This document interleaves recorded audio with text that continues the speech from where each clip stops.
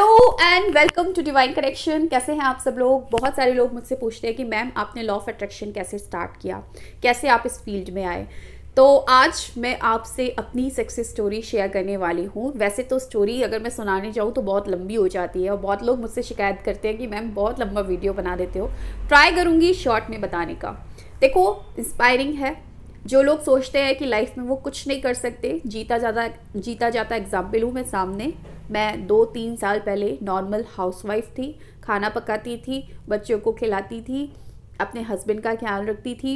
वो सब आज भी करती हूँ, लेकिन कहीं ना कहीं सोचती थी कि मेरे अंदर एक काबिलियत नहीं है, मैं कुछ कर नहीं सकती, मैं कमा नहीं सकती, मैं किसी काबिल नहीं हूँ, मेरी पढ़ाई लिखाई सब वेस्ट हो गई और ऐसे ही मेरी ज़िंदगी कट जाएगी।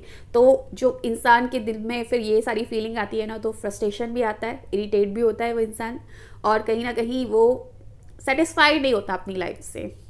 तो ये सारी चीज़ मेरे साथ थी। तो अगर आपके साथ ये सारी चीज़ें होती हैं और आपके मन में भी ये चीज़ आती है कि काबिलियत तो है मेरे अंदर लेकिन एक दिशा नहीं मिल रही है, या फिर कभी कभी डाउट आता है अपने ऊपर कि शायद मेरे अंदर कुछ भी नहीं है, तो आपके लिए बहुत इंस्पायरिंग रहेगा आज का वीडियो। और जो लोग ये शिकायत करते हैं मुझसे कि मैम आप क्या जाने, आपने तो जल्दी से शादी कर ली और आपकी तो सक्सेसफुल मैरिज हो गई, आपने मैरिज मैनिफेस्ट कर ली, तो आप हमारा दर्द क्या समझें कि मुझे किसी पर्सन ने, मेरे पर्सन ने जब ब्लॉक कर दिया, या फिर वो मुझे छोड़ के चला गया, या फिर वो मुझे इग्नोर कर रहा है, तो मुझे कैसा फील होता है वो आप कैसे समझेंगी। देखिए, मेरे साथ भी ये चीज़ें हुई थी।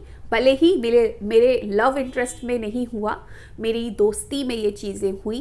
क्योंकि देखिए, रिश्ता कोई भी हो, अगर वहाँ पर प्यार है, अटैचमेंट है, इमोशंस है, तो दर्द भी सेम होता है। तो वही दर्द मैंने भी झेला है, मुझे भी इग्नोर किया गया है, मुझे भी ब्लॉक किया गया था, राइट। और जो फील आप करते हो ना, वही फील मैंने भी किया था। मैं भी बहुत रोई थी, मुझे भी बहुत बुरा लगा था, लेकिन मैंने क्या किया, मैंने उस चीज़ को समझा, हील किया, और आज मैं आप लोगों को हील करने की कोशिश करती हूँ। और आप लोग हील होते भी हो क्योंकि आपके मैसेजेस मुझे ये चीज़ बताते हैं, और उनको पढ़ने के बाद मुझे और भी ज़्यादा अच्छा लगता है। तो बात सिर्फ इतनी है कि बचपन से थोड़ी सी अनलकी रही हूँ दोस्ती के मामले में। मुझे ऐसा लगता था जो मेरा दोस्त बनता है वो मुझे छोड़कर चला जाता है, या तो वो उसको कोई दोस्त मिल जाता है, या फिर ईश्वर उसको मेरे से दूर कर देता है, वो भगवान को प्यारा हो जाता है। मेरे साथ बहुत ऐसा हुआ, जिसको मैंने अपना दोस्त बनाया और एक ही इंसान के साथ मैं डिपेंडेंट रहती थी, क्योंकि मैं ज़्यादा सोशल नहीं हूँ, आज भी नहीं हूँ। एक दो लोग जो मेरी लाइफ में होते हैं, बस मैं उन्हीं से बहुत ज़्यादा अटैच हो जाती हूँ। तो ये मेरा हो सकता है मेरा बहुत नेगेटिव पॉइंट हो, लेकिन ये मेरे साथ था। तो मेरा एक दोस्त था जो 10 साल 15 साल पुराना था, कॉलेज के टाइम का। 2020 में क्या हुआ, हमारी अच्छी खासी दोस्ती थी।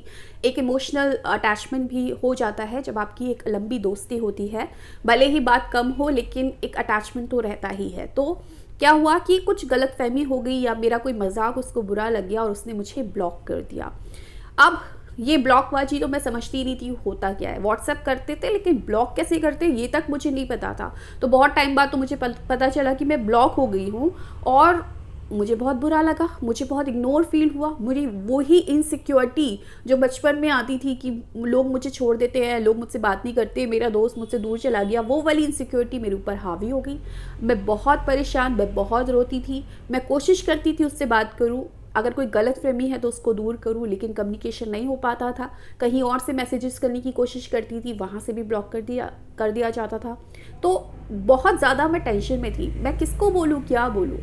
और क्योंकि मैं किसी से ज़्यादा शेयर करती नहीं थी, तो मैं अंदर ही अंदर बहुत परेशान हो रही थी, क्योंकि मुझे बात करनी थी। मुझे ये था कि मुझे गलतफहमी को दूर करना है। बात हो ना हो कोई बात नहीं, लेकिन जो गलतफहमी किसी इंसान को अगर मेरे लिए हो गई है, मुझे उसे दूर करना है। जब तक मैं दूर नहीं कर दूंगी मुझे चैन नहीं मिलेगा। तो इतनी ज़्यादा मैं टेंशन में थी। जो आप इमोशनल पेन में रहते हो ना, सीरियसली मैं भी उसी इमोशनल पेन में थी। I don't know why. आज मैं सोचती हूँ क्यों इतना मैंने अटैचमेंट रखा, या क्यों इतना किसी को इम्पोर्टेंस दी। लेकिन सच यही है कि उस समय मेरे को बहुत ज़्यादा इग्नोर फील होता था, बहुत ज़्यादा बुरा लगता था, और बाद में मुझे बस ये था कि मुझे किसी भी तरीके से कम्युनिकेट करना है उस पर्सन के साथ। अब मैंने वीडियोस देखना शुरू किए यूट्यूब पे, बहुत सारे वीडियोस मिले, बहुत सारे ऐसे मिलते हैं कि ये लिखो, उसको जला दो, उसको गाड़ दो, ये करो। मैंने वो सारी चीज़ें करी क्योंकि मुझे डेस्परेशन था कि मुझे बात करनी है। और मैं बहुत रोती थी, बहुत परेशान होती थी, बहुत बुरा लगता था। बुरा इस बात का लगता था कि यार ये सेम चीज़ जो बचपन में होती आई है वो रिपीट हो गई मेरे साथ, और वो भी मेरी ऐसी कोई गलती नहीं थी, मुझे बात करने का मौका नहीं मिल रहा है। तो ये चीज़ मुझे परेशान करती थी। फिर धीरे धीरे वीडियोस देखते देखते लॉ ऑफ अट्रैक्शन का वीडियो एक आया, और उसमें था कि हाउ टू अट्रैक्ट मैसेज। मैंने उसको अप्लाई किया, रात में मैंने उसको अप्लाई किया, मॉर्निंग में मुझे मैसेज मिला, लेकिन निगेटिव मैसेज मिला जिसने मुझे और ज़्यादा दुख पहुंचा दिया। मैं बहुत दुखी हो गई। अब मेरे 2-3 महीने बहुत ख़राब गए। मतलब मैं यही सोचती रहती थी कि यार मेरी कैसी क्या गलती होगी, एक बार बात हो जाए, एक बार अनब्लॉक मैं हो जाऊँ। लेकिन ऐसा कुछ नहीं हुआ। मैंने बहुत सारी टेक्निक भी की, लेकिन आप क्योंकि लो वाइब्रेशन में हो तो काम नहीं किया किसी भी टेक्निक ने। अब क्या हुआ, यहाँ से एक जर्नी मेरी स्टार्ट हो गई, पढ़ने की, समझने की। मैंने और समझना शुरू किया कि क्या है लॉ ऑफ अट्रैक्शन, कैसे करते हैं। और यहाँ से मुझे समझ में आया कि वाइब्रेशन क्या है, फ्रिक्वेंसी क्या है, क्या होता है हाई वाइब्रेशन में रहने का मतलब, और कैसे आप हाई वाइब्रेशन में रहते हैं। मैंने मेडिटेशन करना शुरू किया, मैंने बुक्स मंगा ली, मैंने बुक्स को पढ़ना शुरू किया, और यकीन मानिए 3 महीने में मैंने अपनी हाई वाइब्रेशन को इतना हाई कर लिया जितनी मैं कभी नहीं थी, और मैंने उसको मैनिफेस्ट भी कर लिया बहुत ईजिली 2-3 महीने में। लेकिन ये जो 2-3 महीने का जो वक्त था, मैंने रोने गाने में थोड़ा बहुत गया, लेकिन वो अपने आप को हील करने पर मैंने ज़्यादा काम किया। और ये तो मैं शॉर्ट में बता रही हूँ क्योंकि वीडियो लंबा हो जाता है, लेकिन अगर मैं डिटेलिंग में जाऊँगी तो बहुत कुछ है मेरे पास बताने के लिए। तो उसके बाद तो इतनी वाइब्रेशन हाई हो गई, मैंने टेक्निक्स पढ़ना शुरू कर दिया और अप्लाई करना शुरू कर दिया। फिर मैं एक थॉट सोचती थी कि चलो अब मैं इसका मैसेज अट्रैक्ट करती हूँ। मेरे पास मैसेज आता था, मैंने कॉल अट्रैक्ट किए, मैंने बहुत सारे मैनिफेस्टेशन किए, एंड मुझे खुद पर कॉन्फिडेंस आया कि यस यार ये तो बहुत सही चीज़ है अगर आप इसको अप्लाई करते हो तो। और मेरे अंदर वो शक्ति है कि मैं चीज़ों को मैनिफेस्ट कर सकती हूँ, मैं जो सोच रही हूँ वो चीज़ें सच हो सकती है। उसके बाद यूनिवर्स के साथ कनेक्शन बैठा, क्योंकि आप जब सेल्फ लव में आते हो, यूनिवर्स से कनेक्ट हो जाते हो, मेडिटेशन करते हो, उस सोर्स से कनेक्ट हो जाते हो, एंजल्स नंबर दिखने शुरू हो गए, बहुत सारी चीज़ें, बहुत सारा एक्सपीरियंस मुझे होना शुरू हो गया। इस पर भी मैंने एक वीडियो बनाया था, आप देख सकते हैं जाकर। तो ये चीज़ मेरे साथ होना शुरू हो गई। देन अपने ऊपर एक कॉन्फिडेंस आ गया, अब मुझे और सीखना है, मुझे और पढ़ना है। मैंने दिन रात पढ़ना शुरू कर दिया, रजिस्टर बना डाले, नोट्स बनाना स्टार्ट कर दिया, कैसे क्या होता है। मेरी जो और फ्रेंड्स हैं वो भी अट्रैक्ट मेरे से होने लगी। क्यों होने लगी? क्योंकि जो लोग बात नहीं करते थे ना, वो भी आपकी लाइफ में आ रहे हैं, क्योंकि आपका ऑरा स्ट्रॉन्ग हो रहा है, आप हाई वाइब्रेशन में आ रहे हो, सेल्फ लव में आ रहे हो, तो चीज़ें आती हैं आपके पास। तो बहुत सारे लोग जिन्होंने बहुत टाइम से कांटेक्ट नहीं किया था वो कांटेक्ट में आ रहे थे, उनको मैं सलाह देने लगी थी, उनको मैं समझाने लगी थी, उनकी प्रॉब्लम में सॉल्व करने लगी थी। और धीरे धीरे धीरे धीरे मेरे अंदर एक कॉन्फिडेंस आना शुरू हो गया, और यहीं से मेरी जर्नी स्टार्ट हो गई। मैंने अचानक से एंजल्स से बातें करना शुरू कर दिया, ये सारी चीज़ें होती थी। तो फिर एक दिन मुझे ऐसा इंट्यूशन आया कि मुझे एक चैनल बनाना चाहिए। चैनल भी बनाया, हालांकि बहुत टाइम तक मैं उस पर ढंग से काम नहीं कर पाई, लेकिन आज 25K सब्सक्राइबर मेरे पूरे हो गए हैं। ईश्वर की कृपा है, आप सब लोगों का प्यार और सपोर्ट है, और जो रिस्पेक्ट मुझे आप लोगों से मिलती है उसके बारे में मैंने कभी सोचा भी नहीं था।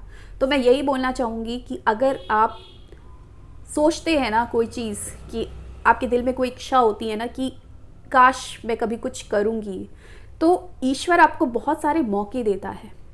जैसे मुझे ये मौका मिला, या तो यहाँ पर मैं टूट जाती, बिखर जाती, परेशान हो जाती, थोड़े दिन रोती गाती, फिर अपने काम में लग जाती, इंसान भूल ही जाता है थोड़े दिन बाद।